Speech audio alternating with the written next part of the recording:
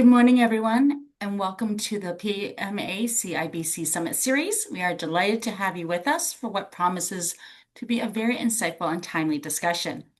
On behalf of the entire PMA team, thank you for joining us today and for your continued enthusiasm, participation, and support throughout the series. It is your engagement that has enabled this summit to grow season after season, fostering meaningful dialogue, fresh perspectives, and collaborative conversations that continue to advance Canada's housing industry. If this is your first summit, a very warm welcome. We're so pleased you've chosen to join us. And to our returning guests, welcome back. Now, in our seventh season, the PMA CIBC Summit Series has become a trusted forum where leaders from across the housing sector come together to exchange ideas, challenge perspectives, and explore practical solutions to the issues shaping our industry. We are very proud to welcome builders, developers, government representatives, lenders, trade service providers, industry stakeholders, and consumers, all contributing to a richer and more informed conversation. Today's panel is a wonderful example of that collaboration.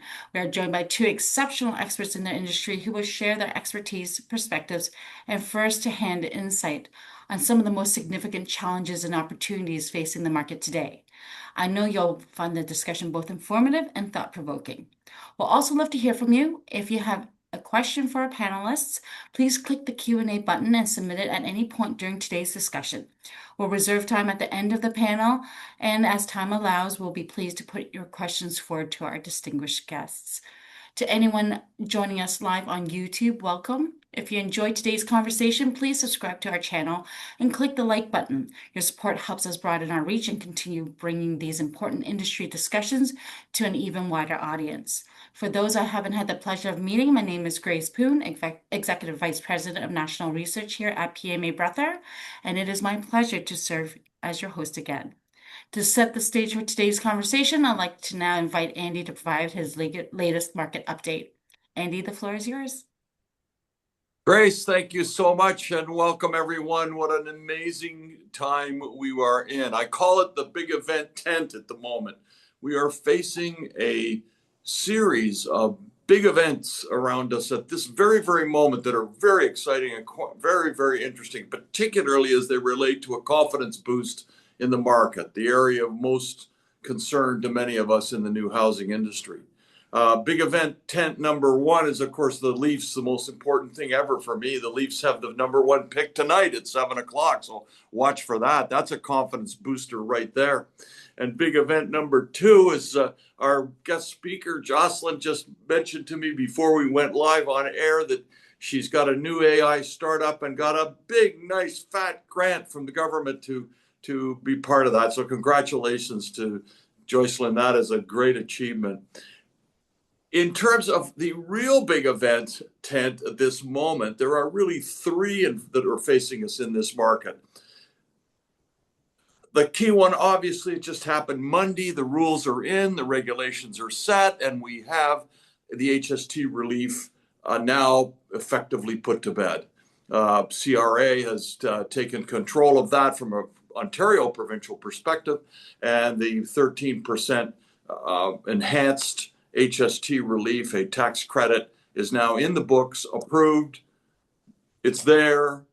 The banks will finance on a new net price. How great is that for the consumer? What a benefit. The benefit to consumer is a lower mortgage amount based upon a lower purchase price and a lower down payment. So this is a tremendous greater affordability, up to $130,000, and you're seeing the industry response to this is very powerful. And from an industry's perspective, it's going to cause, or should cause, because we've had a bit of our own self-imposed delay without the rules that were unclear until Monday, or at least assured on Monday. Now we should see a significant surge in new home sales across the GTA as the consumer takes advantage of this incredible once in a generation opportunity, once almost in a lifetime of a major tax credit, major tax reduction on new housing only. We should be shouting it from the rooftops. Take advantage of this and get out there and make this happen in our industry. That's a huge big event tent. Number two event is more worldly, or at least part of the confidence factors that are impacting the consumers commitment to real estate at this moment. The big one, it happens Wednesday, July the 1st, is USMACA, as the Americans call it, USMACA, and Kuzma, as we Canadians have come to know it. It's interesting the kind of reference to both and how one is approached in the nature of that label. But July 1st is decision day. July 1st is a decision on three options: an extension for 16 years under the existing terms and conditions of the current deal, an extension for 10 years with an annual review and a 6-month cancellation clause, a cancellation outright as a third option. Well, it would appear, and I would think quite logical, given the interrelationship of this agreement between the United States and Canada and the integration of particularly much of our industry, and the need for support on both sides. There is mutual gain on both sides of the lever of the border and of the lever of the economic base. It's likely that 10-year renewal will occur and an annual enter into negotiation on various elements contained within the current agreement. That's likely where we'll head. But a deal has to be made to bring confidence back to the consumer, particularly about employment and job growth. That agreement probably has to be made between Carney and Trump. Is it a win-win situation? No, not at all. Can't be. We need access to that U.S. market. We need access to the economic engine of the consumer consumption of America. 76% of our trade relies on it. The U.S. should win and can win and will probably win, or at least there needs to be a recognition that we may have to give up a modest or less damaging element within the mutual gain structure in order to make a deal. But I think there's an opportunity for deal there. If you see the U.S. in a win opportunity, that will be natural to make a deal. And I think that clearly is where we're at the 11th hour, and that will be made. It may not happen before next Wednesday, but it will happen within the ensuing months because it'll be critical for Canada in particular. So there is much mutual gain: oil, lumber, aluminum, steel, electricity, water, you name the Arctic protection, border security. There is enormous mutual gain between the two countries: minerals, natural resource extraction. It seems to me quite possible to make a deal and make it happen. So that's a huge confidence boost for us, in particular for housing. Big tent number 3 is Iran. It is an important negotiation over the next 60 days until August. I think it's the 16th.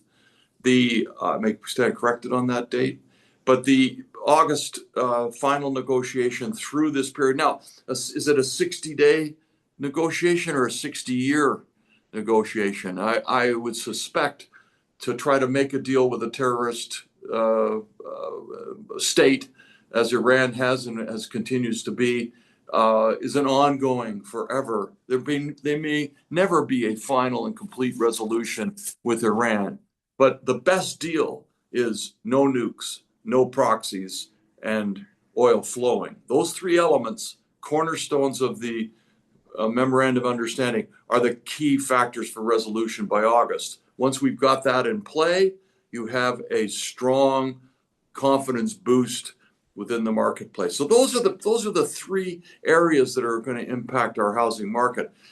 In terms of the housing itself, we're about to see a surge. We've had a really excellent from April and into early May, and then it softened a little bit as the consumer kind of pulled back, not knowing the rules, but that is about to change. We've seen buoyant sales from Treasure, Kaivan, Fieldgate, Salmar on this past week, and amazing results. Some of it very strongly ethnically driven, which is another comment we'll throw at Joycelyn and how we address that more effectively. But we've had almost from a very low heartbeat to a urgency factor occurring, and I've never seen such a competitive market in such a short period of time. We had 27 openings in the month of June so far compared to 7 a year ago. And this is multiplying every day. Now that's causing a kind of an interesting reaction from the consumer as he waits for the next best deal. What's the next best opportunity? Is there something better coming down the street? But this is only 9 months to go, 270 days until March 31st of 2027 when the tax credit ends, and it will end. So the urgency factor is absolutely critical. It's let's make a deal time.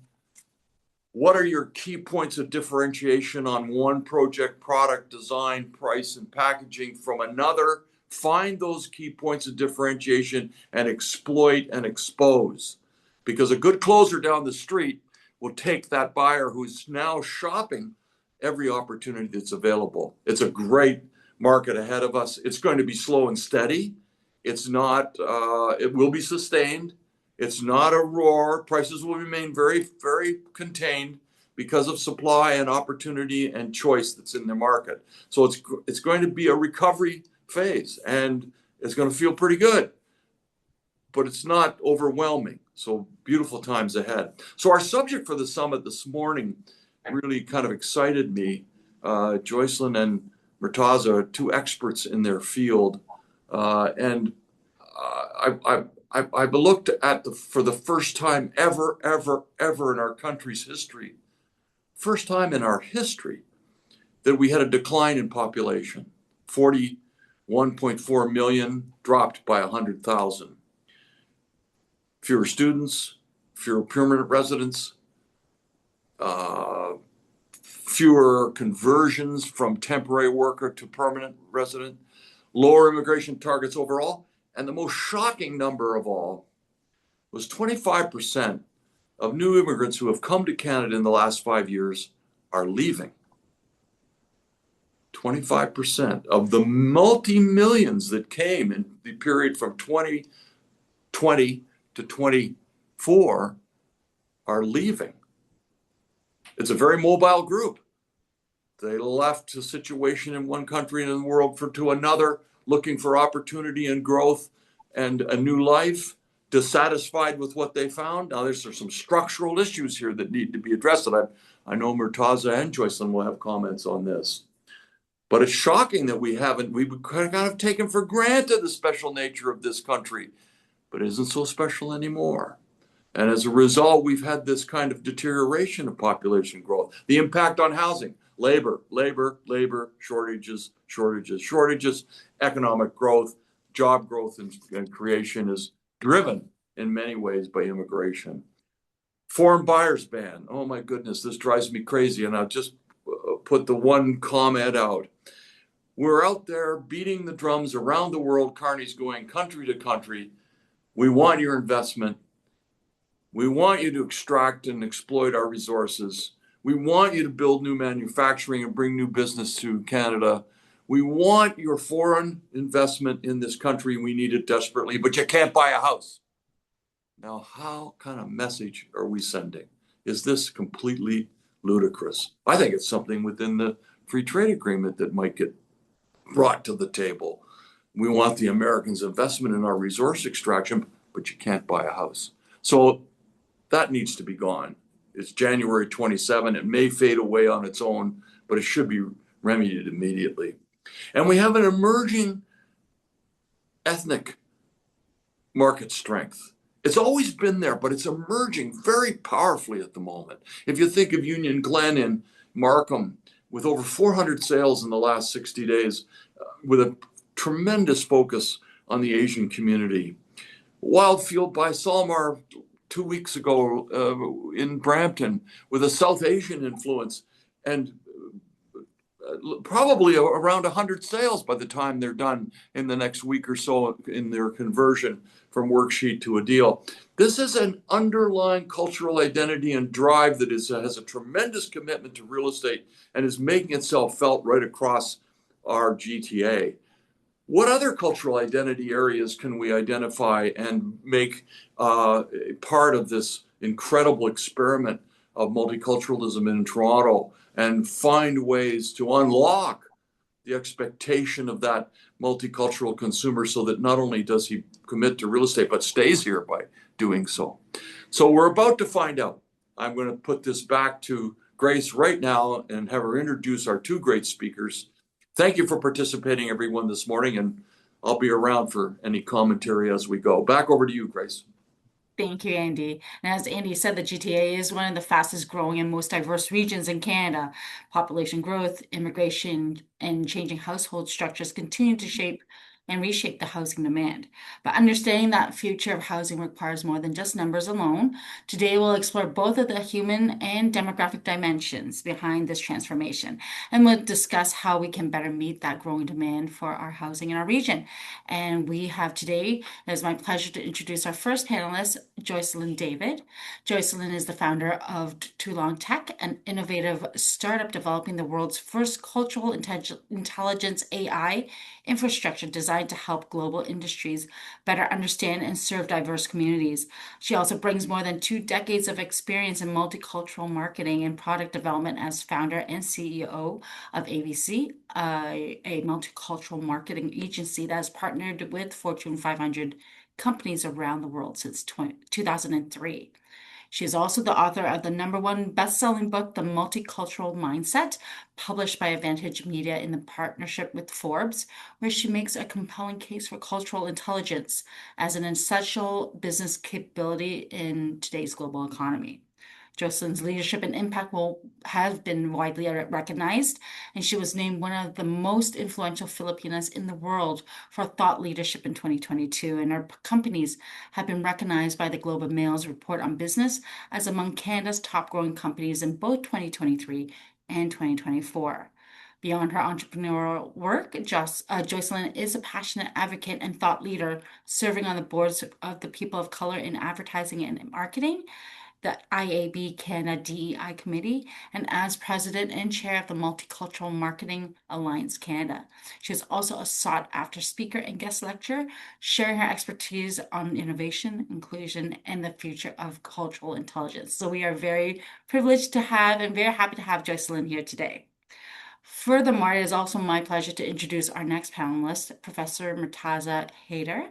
Murtaza is the Radhe Krishna Gupta Executive Chair in Cities and Communities at the Alberta School of Business and serves as Executive Director of the Cities Institute at the University of Alberta. He is also a Senior Fellow with the Macdonald-Laurier Institute, where he works his work continues to shape important conversations around Canada's cities, housing, and economic future. A highly respected researcher, Murtaza's expertise spans housing markets, business analytics, transportation, infrastructure, and human development, with a particular focus on Canada and South Asia. His ability to translate complex data into practical, real-world insights has made him one of the country's most trusted voices on housing and urban issues. Many of you may know him also through his weekly real estate columns, syndicated by Post Media and featured in the National Post and the newspapers across Canada. He is the author of Getting Started with Data Science and has developed widely used online data science courses in collaboration with IBM. Murtaza holds both a master's degree and a PhD in civil engineering from the University of Toronto, and we are delighted to have him join us today to share his perspectives on the evolving housing landscape. So welcome, Murtaza. So let's not keep the viewers waiting and let's get started. Joycelyn, I'm going to put you on the spot and start our discussion with you today. In your book called The Multicultural Mindset, what does that mean? And why does it matter when we think about the future of housing demand in the GTA? Wonderful. Thank you, Grace, for the wonderful introduction. I help companies maximize their growth by connecting with customers and employees through cultural intelligence. What does that mean? It means that we need to understand the culture of our audience, whether they're a buyer, whether they're an employee, by understanding deeper than maybe what demographic data may indicate today. For me, a multicultural mindset is embracing and understanding cultures and subcultures that are not your own. And growing up here in Canada, as in one of the most multicultural countries in the world, Canada is a world leader in multiculturalism. We know this. But do we leverage that knowledge? Do we leverage that intelligence that we have to foster growth across industry and within our own businesses? This is what I get to do every day, Grace, helping Fortune 500 companies embed cultural intelligence at every layer of their company, from the front line to the C-suite. Why? Because when you can connect with a buyer, with an employee, with a supplier, with a trade partner, by understanding their cultural context, you are able to build bridges and tap into value that most business leaders today don't necessarily see as top of mind, right? Most organizations think about the dollars, but what is the dollars, as we heard from Andy? What happens when we don't understand someone's culture in how they buy a house, in how they choose their community, in how they choose to stay in Canada? If we don't understand those value drivers of culture, we are going to miss out and continue to lose people as buyers of properties, as builders of communities, and as Canadian citizens who can bring innovation to our beautiful multicultural country. And that is why my book talks about the importance of this in an increasingly rapid technological world where cultural intelligence is not growing at the same pace as artificial intelligence, Grace. And that is something to flag for leaders in every industry, including in today's industry, housing and development, which is, in my opinion, a very, very important one that can leverage cultural intelligence to the maximum. Wonderful. That I completely agree. And I'm sure if, again, just a reminder to anybody, the viewers, if you have any questions or thoughts, please put it into the Q&A or the chat function. And so we can put that forward to Joycelyn if you do have anything. But that is, I completely agree. There's such an importance on the multicultural aspect and just incorporating them. And it's not just as simple as what everybody perceives that to be. There's a deeper understanding. There's a deeper need to understand what that all comes together as for the communities. Housing conversations often focus on immigration and population growth. What do we miss when we only look at the numbers and not the cultural motivations behind these housing decisions? Yeah, so I want to back up and also just talk about what is culture. Like when I say that to you, Grace, Andy, or Murtaza, what is culture? Some of us think, well, culture is language, right? So I need to be able to have salespeople who can speak the language of my customers in Markham or in Mississauga or in Brampton. That's only one aspect of culture. Actually, culture is quite nuanced. It's the sum of language, tradition, values, and it has nothing to do with skin color and often nothing to do with race, because ethnicity is only one aspect of who we are. And I'll take an example. Traditionally, immigration into Canada 100 years ago, immigrants were coming from Europe, right? From France, from England, from Italy, from Poland, from the Ukraine, all predominantly European. But would you say that they're all the same culture? Ask any Italian, they will say, no, Italian culture is absolutely unique and nothing like French culture. So fast forward to today, where populations are coming from Asia, from Latin America, from Africa, would we say that all Asian consumers are the same?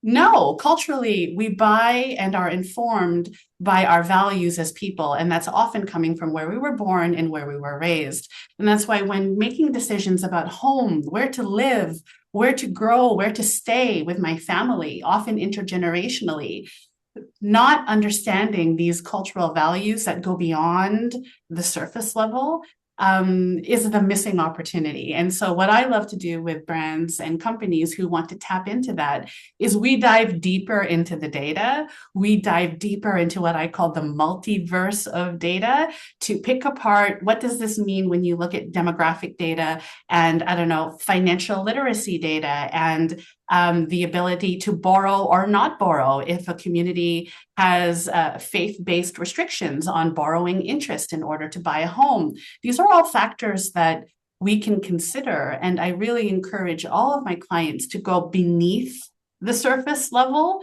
and dive deeper into understanding all of those nuances of culture. Because once you do, you can actually better understand, target, and retain both buyers as well as employees, I will say as well. And if you need proof of it, my two companies have grown 5x in 7 years, based in Canada, serving countries, 6 countries all over the world, by simply following this idea of embracing cultural intelligence. And I really would challenge any business leader out there who's managing a legacy business, an intergenerational business, to really embrace the opportunity to look at growth for your business through culturally intelligent business practices. I'm living proof of it. As Andy mentioned, the government of Canada has invested in my startup to help develop new technology to help all of our businesses get access to culturally intelligent tools. So I hope I can share more with that maybe off after this webinar. But I'm working with Leanne at McEwitt to unlock this for clients that she's working with to help drive growth for them. And I just really want to say that this isn't about translating your marketing materials into a language or just looking at demographic data. It will require looking at cultural intelligence at every level in your organization and committing to growth through understanding of cultures that are not your own. Amazing. And you've touched briefly already on how cultural values influence where people choose to live and the type of homes they want. If developers want to plan communities based on this, not simply the market, because I mean, that's the easiest go-to is just what does the market want? What do we need? But if we are to plan these communities, how should they begin thinking differently about multicultural demands, and how can they incorporate that in your perspective from your Wonderful question. I'll give an example because I love examples. I've been working very closely with a wonderful Canadian builder in southwestern Ontario, a family-owned business. They've been around for like decades.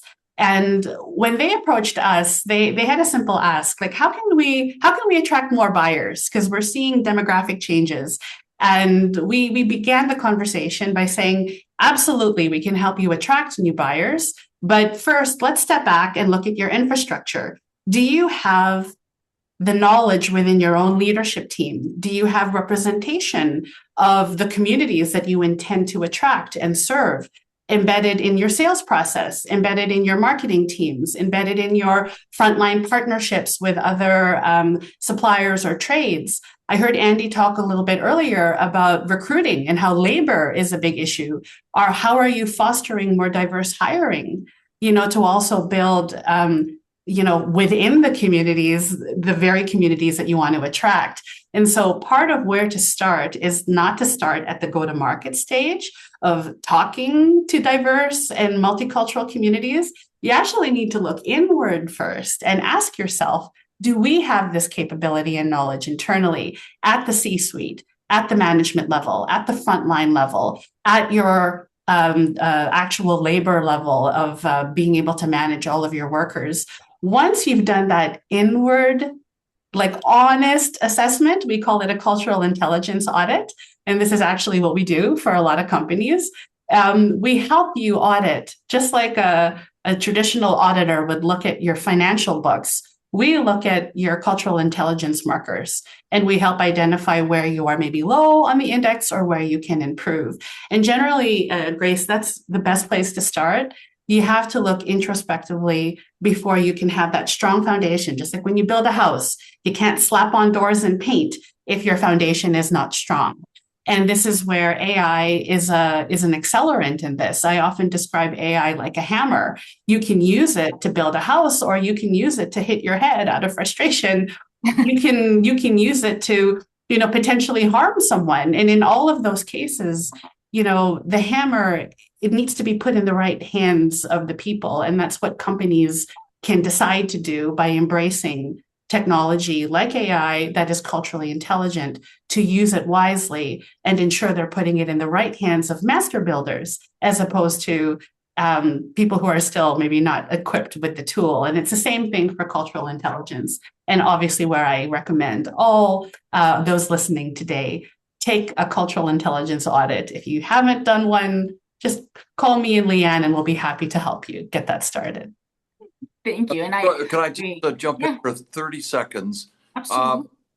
I find in our own sales teams, what we try to encourage is the thinking that the process is more important than the outcome. And by thinking in terms of process, you're now putting yourself into the other person's, that buyer's mindset, and trying to determine their primary motivation to move.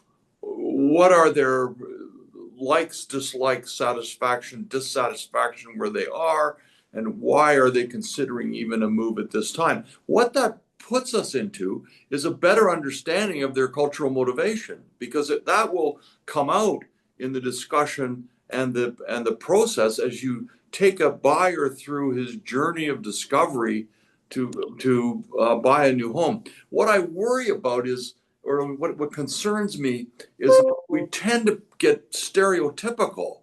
I tend to get caught in these common elements that aren't necessarily the right path, because every person is an individual in their own right. They have their own, primary reasons of why they're motivated to do so or take such action. And to be very careful that I don't catch myself into stereotypes that either have been satisfied from centuries and that I don't understand, or that it's really a search in this journey for the consumer to understand them better, to get inside that mindset. Is that fair, Joycelyn, or do you? Absolutely. You hit the nail on the head, Andy, with Okay. that hammer in hand. You hit Okay. the nail on the head. And I think it's important to also highlight that the stereotypes that we want to avoid are often unavoidable because the systems that we use and ChatGPT and OpenAI platforms today were trained on a sliver of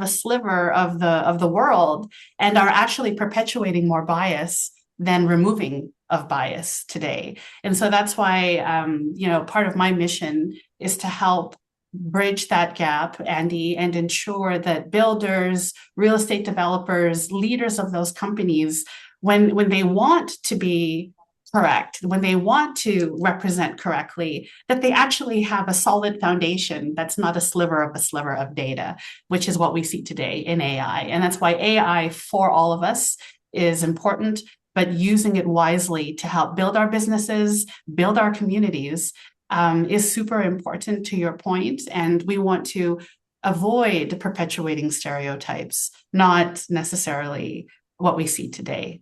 Thanks, Joycelyn. Now back to Grace and over to Murtaza. Perfect. I just wanted to add one more thing. I think AI is very powerful, and I think there's a lot of people out there who worry about how to use it or what to use it for. But I think with what you're doing, what you're encouraging is don't be afraid of the technology. Learn it well, and it can do so much good if we all just take the time and it's going to grow. It's continuing to grow. And with all your companies, Joycelyn, we can see that it is very successful if we use it properly. So we're looking to seeing a lot more out of your companies and what we can do as doing those audits ourselves with multicultural audits. Murtaza, let's go over to you and discuss what the data is actually telling us now. From the demographics perspective, what are the most important data points the real estate industry should be watching out for right now? Thank you. I think looking at where the future growth in Canada will be, that's the most critical thing because bulk of the new housing that we build is additions, not replacements of demolitions, which means that it is driven by new housing demand and new demographic demand. Interestingly, the latest data that came out of Statistics Canada on future projections of population presents a very uneven portrait of Canada. So the biggest centers of population in Canada are Ontario and Quebec. But by 2050, these places are not going to grow as much. In fact, Quebec is not going to grow at all. The population will remain the same. Ontario will grow most likely by about 19-20%. But the real growth projected is in Alberta. Alberta is going to grow by 46%, and the fastest growing province. And again, you already saw the numbers through not only in internal in migration from other countries, but also people leaving places like Toronto and Vancouver to find affordable abodes in Calgary and Edmonton. So it means that you have to pay a significant and careful look at where growth is. And if I were to come to GTA, I would look at places where people have been buying or building. One of the youngest places in Canada, youngest places by housing stock, is Milton. Milton has 76% of the homes that were built just in the last 20, 30 years. That is, if you look at three homes, three out of four did not exist just 25 years ago. If you look at Vaughan, these are very new places. And I think Andy mentioned Markham. So the fastest growing places in Canada are Calgary and Edmonton, and the fastest growing places in the GTA are Milton, Vaughan, and Markham. And the underlying demographic there is ethnic. It's mostly South Asian and from the Orient, from the China, and that part. So what you have to do is you have to be mindful of the housing priorities of these demographics. There's a field of research in urban economics that's focused, and it's called homophily. Homophily is basically the science of studying why people try to stay close to people who are like them. So there are clusters of cultural identities all across the urban fabric, and GTA is no exception. So I'll be looking at where growth is happening and within Canada and also in the GTA. And it's a very uneven portrait of growth. Be mindful of where people are heading. Don't build where the demand isn't there. Absolutely. I mean, that's just natural. I mean, we feel comfortable around our people who have cultural similarities, so I can like, completely appreciate that. And how does how directly does immigration translate into housing demand? We see buyers and renters, like where does that conversation often become oversimplified from a data standpoint? It's a very complex phenomenon. Housing demand is driven by growth, population growth, and population growth in Canada is driven by immigration. The net growth in population in Canada is 100% driven by immigration. Our fertility rates are down and continue to fall. Not as bad as in what the census revealed just a month ago about Tokyo, where fertility rates are down to 0.99, the first ever to be recorded, where it has gone so far that it's below 1. Ours is not that bad. It's about 1.4, 1.5, more so down in urban areas. So immigration drives population growth, without which the number of workers needed to drive the Canadian economy. And therefore, the housing demand, especially when the immigrants arrive earlier, they're not buying homes, they're most likely to be renting. So there will be a steady demand for rental housing because of the incoming new immigrants. And as Andy mentioned, that there was a decline in Canadian population because of the decline in the non-permanent residents and student numbers. You saw that the rental markets have been soft in Canada for, I think, about 18 months straight, that the rents have been either struggling or declining. So that is the direct impact of population growth. I wouldn't say it's a direct impact of immigration, it's just a natural aspect or natural outcome of demographic growth. If the demographic growth was driven by natural increase through fertility, you would have the same outcome. So immigration and housing are tied. The impacts are more strongly felt on the rental market than they are felt in the ownership market, because it takes about 5, 10 years for the new immigrants to transition into ownership. And they do, because they leave their homes and their families and friends and the places they recognize and find home, or try to build a home or life in farther and stranger lands, because they're driven to find places that they can call home. So the drive to own a home is very strong amongst immigrants. They don't leave their friends and family to become tenants for the rest of their lives. That's a misconception in the minds of urban planning colleagues, that people come here in Canada to be in downtown and rent for the rest of their lives. That's not the motivation. So we have to realize why immigrants come, what is motivating them, and where they're heading. And the demand will be initially on rental, over time into housing and ownership housing. You Oh, mentioned, Murtaza, yeah. why are so many leaving who have been arrived here in the last 5 years? Ah, that's an amazing question. Well, first of all, you have to see who we have lost, and I'll give you two names. We lost Elon Musk. He was an engineering student here in Canada at Queen's University. We lost Elon Musk. He moved away. We lost Mira Murati. She was the chief technological officer for the company that gave us ChatGPT. And she was in Vancouver and she left. So what we have done is we have created an environment where those immigrants who are most driven for innovation, who are most driven to create enterprise, who are most driven to create new wealth, we somehow push them out through our regulations and the kind of culture we have established on the business side. We're not afraid in Canada of losing money. I feel we are afraid in Canada of making money. And therefore, those who are ready to make money, we push them out to the United States. And that has to stop. We have to embrace individuals who are different. People who create multi-billion dollar enterprises are not like you and I.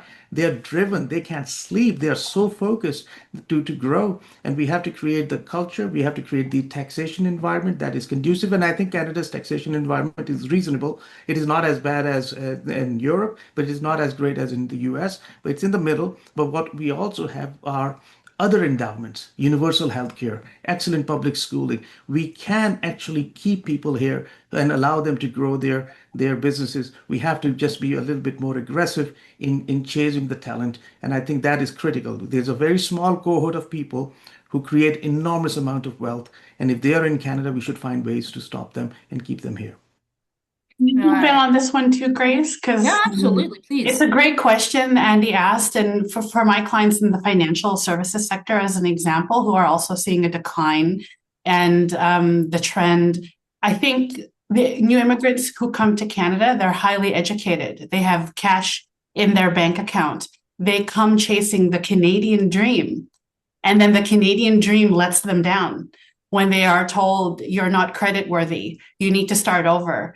Your multiple degrees are not valid here. And I think that's something as a country, again, as a country, our institutional norms, have not adjusted to the global environment, which is people are borderless and working and living in multiple countries before they come to Canada.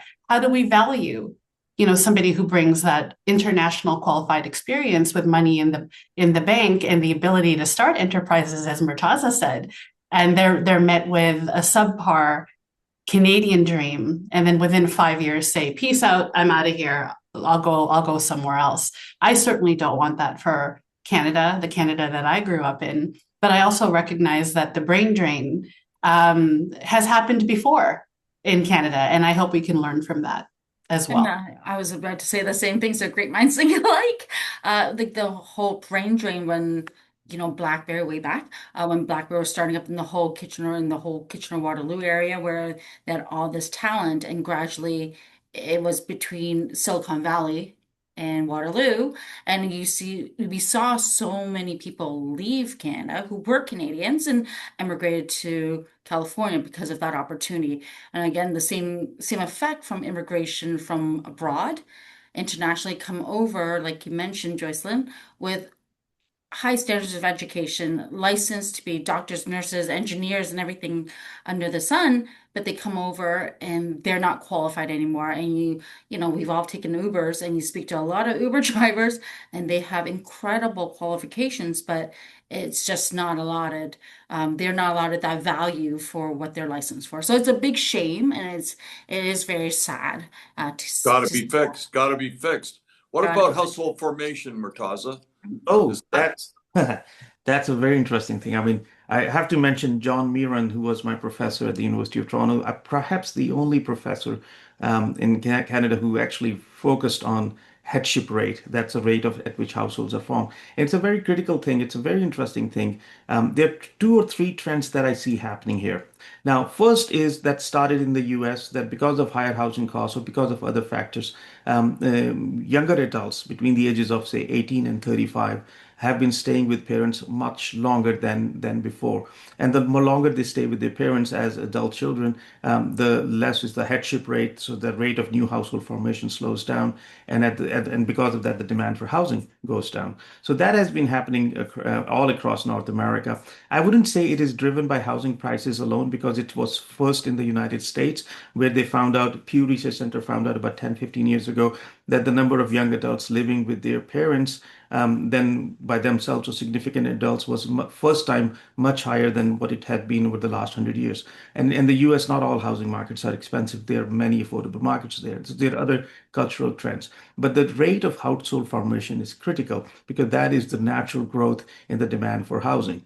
At the same time, you also see the lonification of Canada's urban core. And the lonification is the growth in the lone single person households. And that has been growing at a much faster rate. In fact, the rate of growth of single person households or lone person households is much higher than pretty much any other demographic in Canada. What it means is that the headship rate that is increasing is not because of a full household, it's just one person. And that's a reason where from 1961 to say 2001, over a 5 decade period in the city of Toronto, the old city of Toronto, not the current amalgamated one, the former city of Toronto, over a 50-year period, you see just a 25% increase in population, but a 143% increase in the number of households, which means that over time, household sizes have shrunk from 4 to 1.5, 1.8, and the number of households have increased, but the population hasn't increased as much. So this is a very complex thing to answer in 45 minutes or an hour, but I think that is where we should be paying much attention. And I fear that the demographic demand for housing, especially as it relates to headship rates, is poorly understood even by those who are in housing and who are in this field, because we don't teach demographics anymore in Canadian universities. That's a big gap. Amazing. I just want to interrupt with a question that was put out to the group before we move on to the group discussion. We have an attendee that said, as an immigrant themselves, they see a significant gap in innovation with most builders in the Greater Toronto Area, focusing primarily on single-family homes rather than the much-needed multi-generational housing options. Given Canada's ethnically diverse population, is there any indication that builders are prioritizing or planning to address these evolving housing needs? Guess I can put it out to both. If you want to continue, Murtaza, what are your thoughts? And then I'll No, move on to Joycelyn's thoughts. we wrote a few columns on this in the National Post. The highest incidence of multi-generational housing, which means three generations, grandparents, parents, and children living under the same roof, the highest proportion of it is not in urban Canada. It's in the First Nation communities. That's where it is as high as 15, 20%. So it's a misconception that it's happening in all over. But where it is happening in Canada, there are two neighborhoods or two communities. That is Surrey in British Columbia and Brampton in Ontario. These are two Punjabi dominated communities. They are immigrants from Indian Punjab. And that's where the culture is that you go back to the home country in India and Pakistan and Bangladesh. It's the nuclear family, but the nuclear family is just parents, grandparents, and children. So, where the ethnic communities will congregate, the demand for slightly larger homes with the sort of independent, standalone sort of basement or side units for grandparents, that would be something of a demand. But I don't know how big of a demand that would be. I think the demographics change, but also at the same time, as immigrants bring their own values, they get influenced by Canada very quickly. So they adopt and assimilate. So just a naive assumption that every immigrant from India and Pakistan will be living in a multi-generational household is slightly challenging because the grandchildren, they don't grow up to be they actually grow up to be fully Canadianized, and they want their independence and their space. So I'll be careful with multi-generational housing. I think the solution lies in the architecture of the units.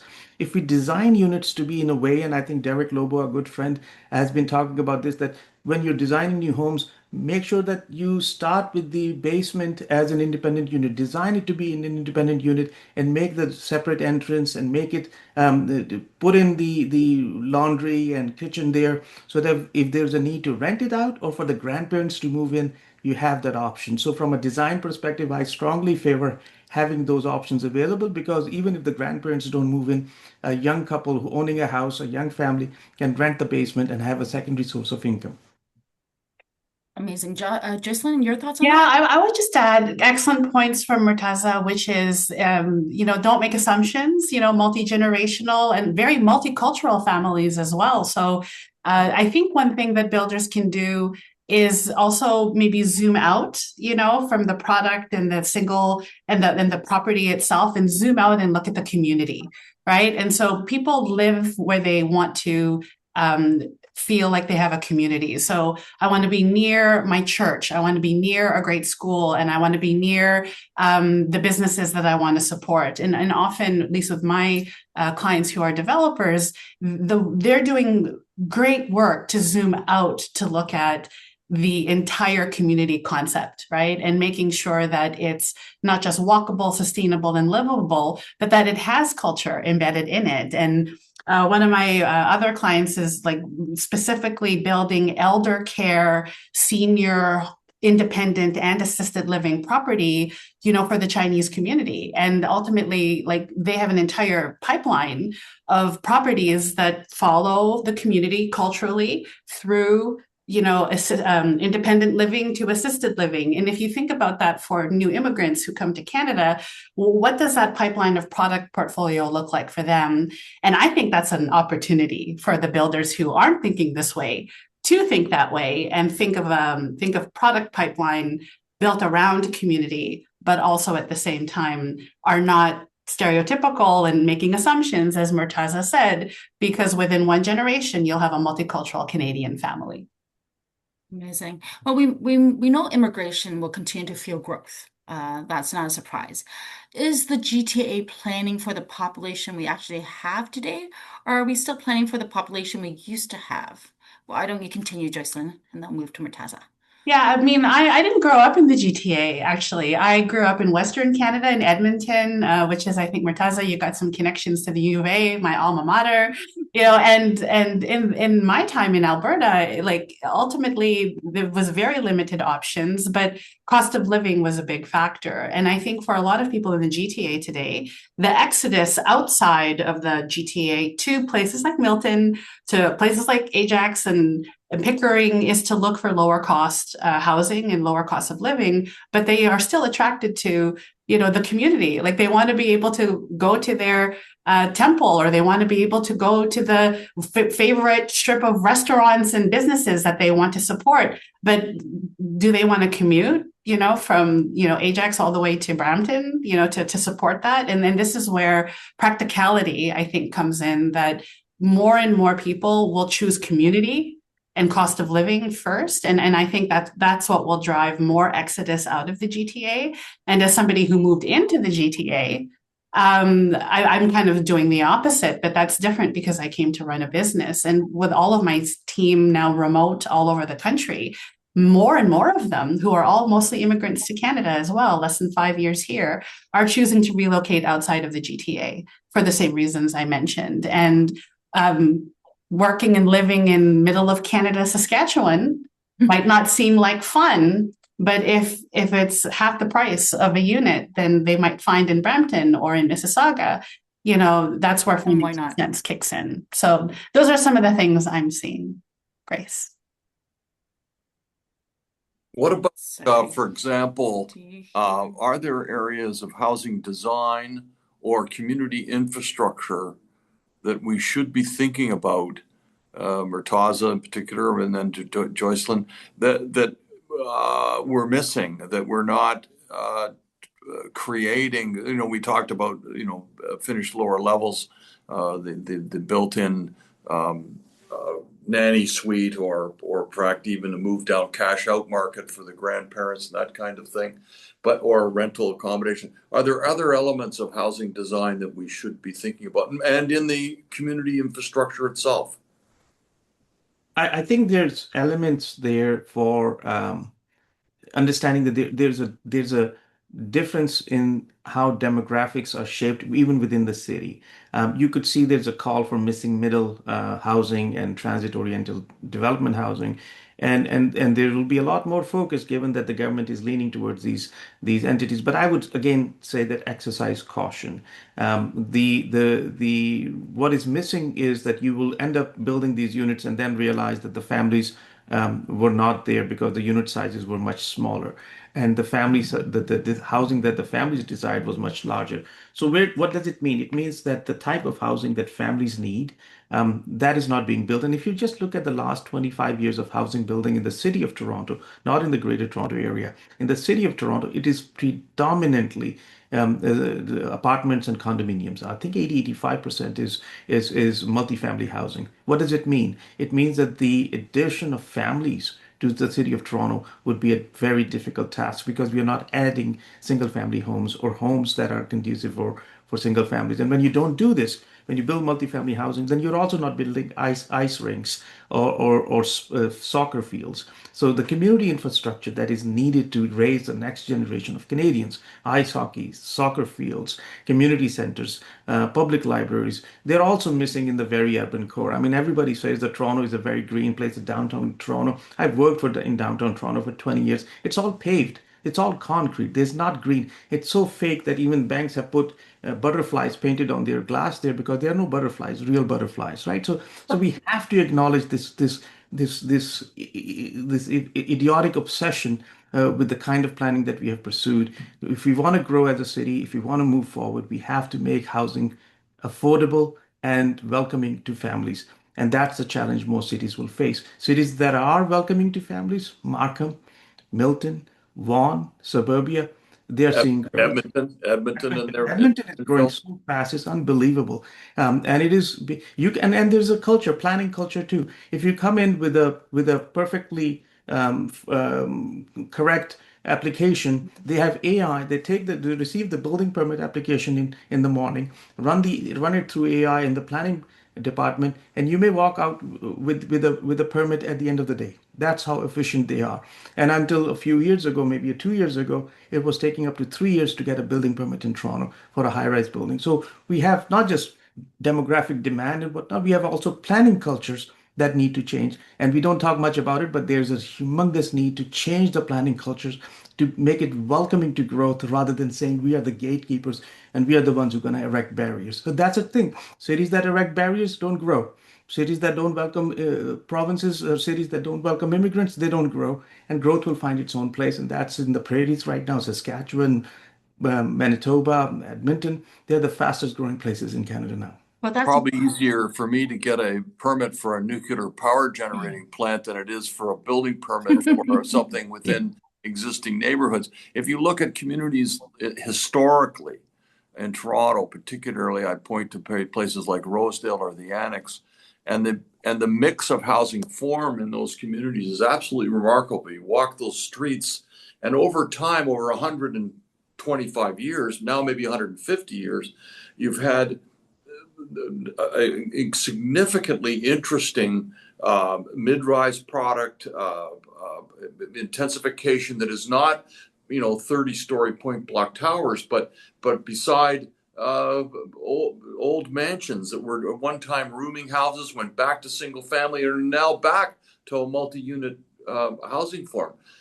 But Murtaza, it's a great point on the regulatory process needs to be streamlined and improved dramatically, which will help deliver affordability and choice and product design. And we're antiquated, we're overregulated.